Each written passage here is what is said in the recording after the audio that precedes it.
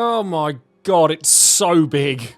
Now that I have your attention, let me tell you, when producer Hiroto Suzuki said that the main story of Octopath Traveler 0 can take up to 100 hours to complete, he was not joking. I do not hang around to smell the roses in most games. I get through big RPGs at a brisk pace, and I was still worried after having been very kindly gifted this game by Square Enix to review that I wouldn't have enough time to get through the story in time to be able to post it, but I'm so glad that I did. Because it was an absolute pleasure, continuing on the legacy of one of my favourite JRPG franchises in recent memory, bringing references and well-known characters from Octopath Traveler 1 into a scenario that started out as Octopath Traveler Champions of the Continent on mobile, but has fully formed into a complete package that not only fans of Octopath Traveler will enjoy, but anyone who enjoys turn-based RPGs in general.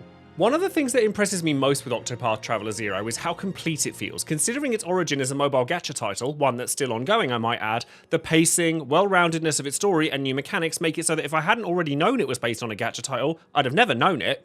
Gone are the gacha mechanics altogether. Characters and abilities are acquired solely through story progression and side questing, bringing together the first two major story arcs from the mobile game Champions of the Continent, whilst fleshing the world out with brand new additional side activities, including a brand new base of operations in the village Wishvale for players to interact with that ties in so seamlessly to the story, you'd be forgiven for thinking that it had always been there even if you have played the mobile title. There's nary a microtransaction in sight, and there's no in-game stamina nor timers that one has to worry about.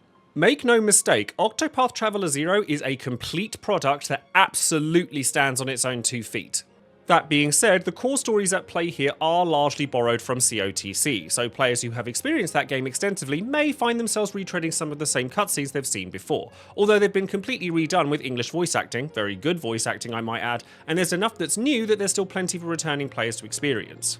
The story in Octopath Traveler's past follows 8 individual stories with very little to tie them together, certainly in Octopath Traveler 1, which this game serves as a prequel to, whereas in 0 you play as one singular protagonist looking to exact revenge on the people that burnt your village, the aforementioned Wishvale, to the ground in search of a powerful ring, and you need to both rebuild Wishvale and find the villains responsible. Where most JRPG stories are focused on the heroes, instead it's the villains at the forefront in Octopath Traveler 0, with each of the stories following their actions and the ways in which other characters have to deal with their abhorrent actions. You follow 3 different paths at the start of the game, one of wealth, power, or fame, with a different villain at the helm of each.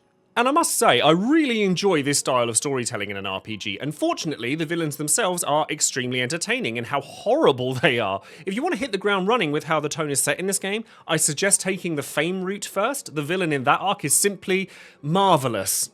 I'll be honest though, the story is much better in the front half of the game than the back half. Things do escalate a lot, and it's certainly not bad, but I absolutely prefer the more grounded stories of the first few arcs to anything else in the game. The Octo in Octopath Traveler is designated slightly differently in 0, and a lot of it revolves around the gameplay. In previous Octopath Traveler games you had a party of 4 built around 8 characters with specific jobs, but in this game you have a party of 8, built up of a ton of, and I won't give you the exact number here so spoilers, of characters you recruit as you progress, some of which you'll recognise, some of which you won't. This is actually really evocative of the Suikoden game, so fans of Suikoden will really enjoy the way that party progression plays out in Octopath Traveler 0, and everyone's bound to have their favourites as they go. Those 8 characters form a front and back row during combat, which still utilises many of the mechanics present in other Octopath games, such as finding weak points using a variety of weapons and elemental spells to break enemy defences and open them up to big damage. You can swap a character for the character behind them during any of their turns, so setting up pairings opens up a ton of customization options for players, identifying key skills in each character they obtain and unique ultimate skills that have a variety of uses. That customization extends beyond moment-to-moment gameplay, as players can acquire not just equipment and accessories to bolster their characters, but also skills that can be equipped by mastering them and then transferring them to other characters. This means that characters within the same weapon family can utilise each other's abilities, allowing jacks of all trades or specialists in specific areas. With 8 characters, it's a lot to keep on top of, but it's ultimately very rewarding, and the game does a really good job of easing you in over time so that you rarely feel overwhelmed. The pacing of Octopath Traveler 0, especially considering how extensive it is, and its origin point, is quite frankly astonishing. The story progression's fairly simple. You experience the setup for the story chapter, explore some, then complete a dungeon resulting in a boss fight with some harder optional foes along the way, similar to what one might have expected from previous Octopath games. But in the 80 hours I spent playing this game just for the story alone, next to none of it was spent grinding. The levels just naturally went up at the right pace as I was playing. I didn't run from fights almost at all, and I never felt like I was under or over leveled for the most part. And the optional side missions, which unlock as you progress, are well worth doing as they reward new characters, weapons, and accessories, and some of them are really challenging.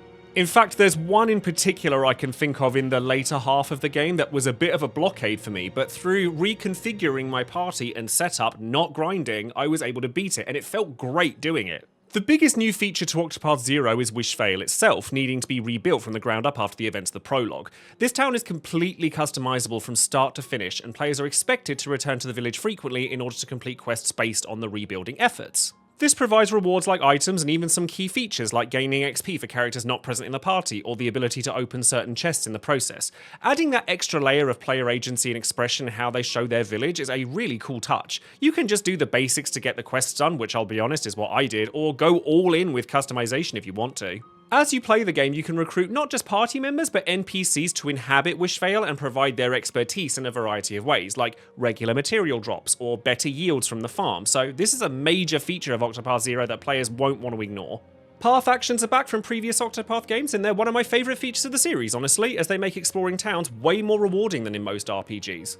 I often find I don't talk to NPCs unless I need to in a lot of JRPGs, but in Octopath there's a reason to speak to every NPC that relates to the game, whether they can entrust items to you or provide key information, and as you progress in rebuilding Wishvale and through the story, you get better at performing those actions, so there's reasons to revisit previous towns long after you visit them the first time as well.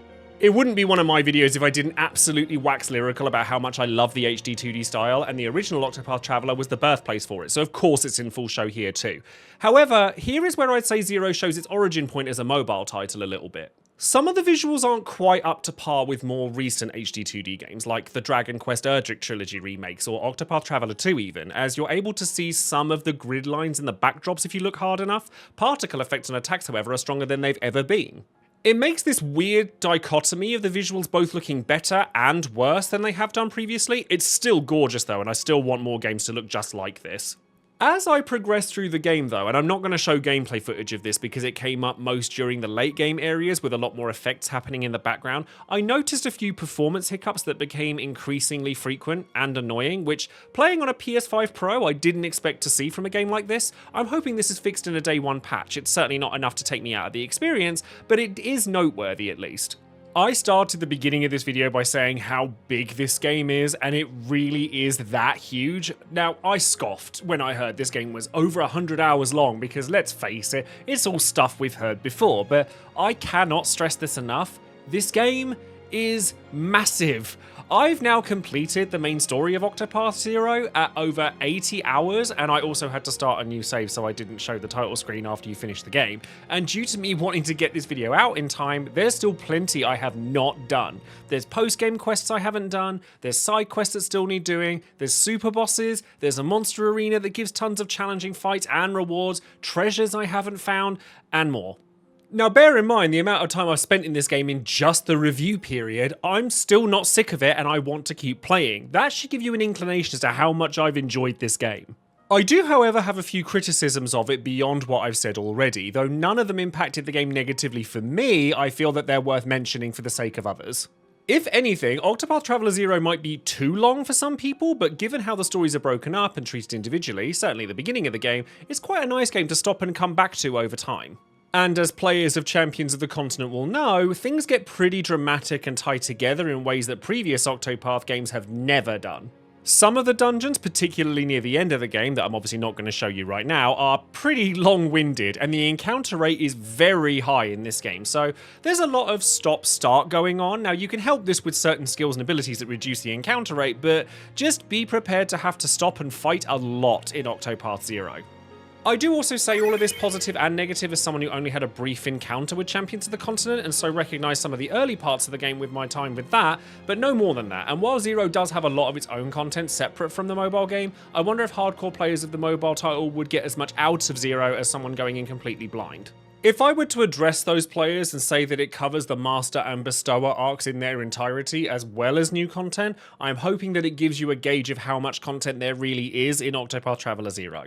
The way that Square Enix has gone about this game and its storytelling makes me wonder how much could be done with other mobile games, some of which may have been sunsetted in their history.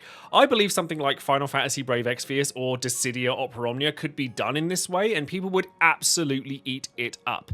Those games provide a solid story and characters in the former's case, and solid fan service in the case of the latter, that people may never get to experience now that they've been closed down.